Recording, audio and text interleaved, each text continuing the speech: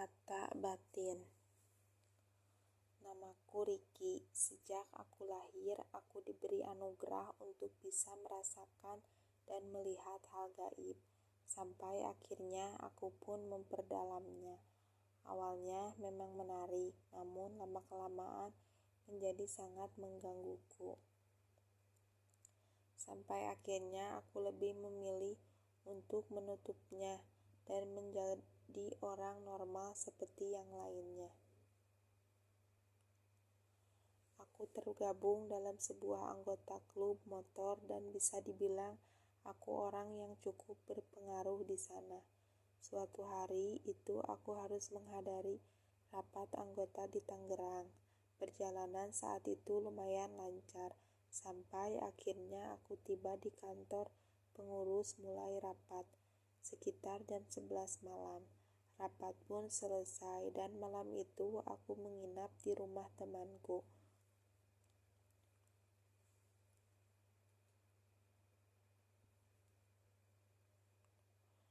Rumah temanku berbentuk ruko dengan 2 lantai. Aku memarkirkan motorku di lantai bawah.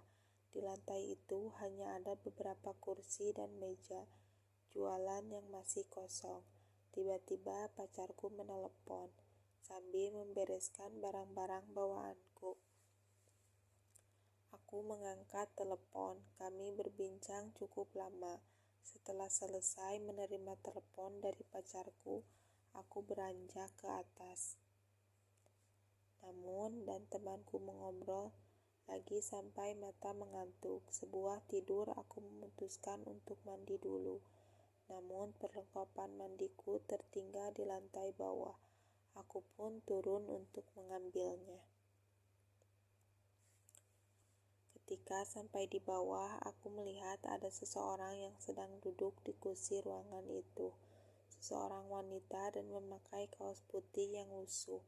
Rambutnya sebahu dan poni rambut depannya menutup wajahnya. Yang aku rasakan saat itu, wanita itu bukan manusia, tapi mata batinku kan sudah aku tutup. Aku bergegas mengambil barang-barangku tanpa memperhatikan wanita itu. Aku langsung beranjak kembali ke lantai atas. Namun tiba-tiba suara HP-ku berbunyi. Aku merogoh saku untuk memeriksanya. Namun HP-ku tidak ada di saku. Aku melihat lagi ke lantai bawah. Ternyata HP-ku tertinggal di meja. Akhirnya aku pun kembali ke lantai bawah. Untungnya sosok wanita itu sudah tidak ada.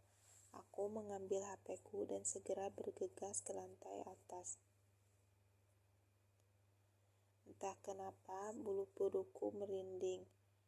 Saat aku tengok ke arah belakang, sosok wanita itu sudah berdiri tempat di belakangku. Tanpa banyak bicara apa-apa, aku langsung berlari ke lantai atas. Karena penasaran, aku pun bertanya kepada temanku, apakah dia sering melihat hal-hal aneh di ruko ini. Katanya memang dia sering melihat penampakan seorang wanita. Namun setelah dibersihkan, sosok wanita itu sudah tidak lagi muncul. Kalau memang sudah diusir, kenapa wanita itu masih bisa kulihat? Aku coba berkonsentrasi untuk menutup mata batinku lagi. Esoknya setelah kegiatan selama 7 jam, akhirnya aku pulang dengan motorku menuju Bandung melalui jalan tikus yang nantinya tembus ke daerah Purwakarta. Di tengah perjalanan, tiba-tiba saja hujan turun sangat deras. Saat itu aku tidak sempat untuk menghindari karena hujan turun secara tiba-tiba dan hasilnya pakaianku basah.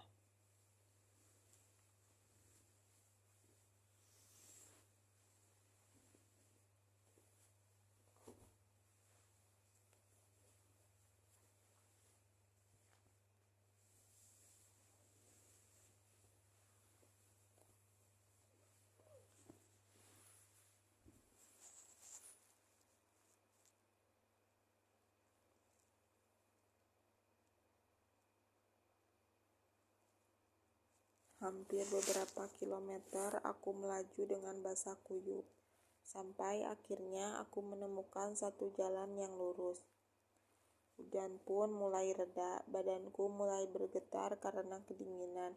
Di kiri dan kanan sepanjang jalan ini sama sekali tidak ada rumah warga ataupun warung. Terpaksa aku masih harus melanjutkan perjalananku lagi. Saat itu tiba-tiba ada sebuah motor yang melaju dengan kencang. Aku pun terpancing dan berusaha mengejarnya. Motor itu terus melaju dan berada jauh di depanku. Saat cepat sekali, sampai akhirnya berbelok ke arah kanan dan menghilang dari pandanganku. Aku berniat mengikutinya dan membelokkan motorku ke arah kanan. Namun di sana sama sekali tidak ada belokan dan hanya ada sebuah parit yang gelap. Mata batinku bocor lagi, pikiranku. Aku melanjutkan motorku lagi sambil berkonsentrasi menutup mata batinku. Seketika saja tiba-tiba di jalan itu nampak sangat ramai sekali. Mobil, truk besar, dan motor tiba-tiba saja lewat di depanku. Kemudian aku melihat sebuah truk besar yang menabrak dan melindas motor dan mobil. Semua kecelakaan mengerikan yang terjadi di jalan itu bisa aku lihat dengan jelas. Aku menambah laju kecepatan motorku sampai suasana itu pun menghilang. Kakiku mulai membeku dan badanku mulai bergetar. Aku berpikir untuk berhenti di tempat yang ada api unggun untuk menghangatkan badanku, sekalian juga menenangkan pikiranku. Tak lama kemudian, di satu ruas jalan yang banyak truk terparkir, aku menemukan warung-warung yang beberapa di antaranya ada api unggunnya. Sangat aneh kurasakan waktu itu. Akhirnya aku berhenti di salah satu warung yang api unggunnya cukup besar. Aku memarkirkan motor dan mulai duduk di daerah api unggun itu. Tiba-tiba seorang wanita datang menyambutku. Aku pun memesan kopi hitam kepadanya. Kakiku mulai terasa hangat. Tak lama kemudian kopi hitamku datang. Kemudian aku mengambil dan menaruhnya. Wanita itu pun duduk tak jauh di sebelahku. Dia terus memperhatikanku sehingga aku menjadi sedikit heran. Wanita itu terlihat masih muda. Dia memakai kaos putih kusam dan di kaosnya ada tulisan-tulisan yang tidak jelas. Dia mengenakan celana rok coklat yang panjangnya sampai mata kaki. Semuanya nampak biasa saja. Dia duduk sambil tersenyum memperhatikanku. Lalu aku pun bertanya kepadanya, kenapa memperhatikanku? Terus kemudian wanita itu pun menjawab, apa saya boleh minta kopi hitamnya? Kenapa dia minta kopi hitam kepadaku? Kan dia pemilik warung, ujarku dalam hati. Namun sepertinya dia seperti tahu apa yang ada di dalam pikiranku. Saya mau minta kopi hitam punya kamu, katanya lagi. Dari sana aku sudah mulai merasa ada hal yang tidak beres. Aku segera memakai sepatuku. Mau kemana? Kenapa terburu-buru? Katanya.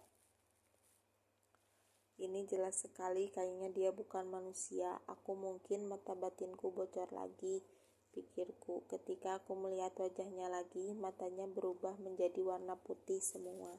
Dia pun menyeringai, semua giginya bertaring.